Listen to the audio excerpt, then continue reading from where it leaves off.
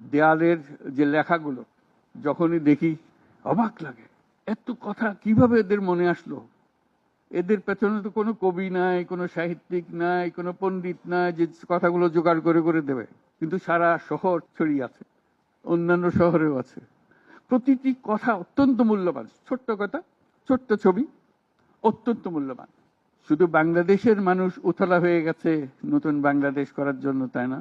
আমাদের যত বাংলাদেশি সারা দুনিয়া জুড়ে আছে, তোমরা একটু আগে বলেছো তাদের কথা, তারা সবাই বলছে যে আমরা আসতে চাই, আমরা এই নতুন স্বপ্ন বাস্তবায়নে শরিক হতে চাই। কাজে তারা, তোমরা যে ঢেউ উঠিয়েছো শুধু এখানকার মনে না, সারা দুনিয়ার বাংলাদেশিদের মনে এই ঢেউ উঠিয়েছে, তারাও যোগ দিতে চায়। যারা বাংলাদেশি নয়, অন্যান্য দেশের তরুণরা, তারা বলছে আমরাও দেখতে চাই, কারণ আমাদের দেশেও এরকম দরকার। কাজে এটা কোনো সীমাবদ্ধ নয় যে বাংলাদেশের মনের মধ্যে তোমরা প্রচন্ড ঢেউ জাগিয়ে দিয়েছো, প্রচন্ড স্বপ্ন জাগিয়ে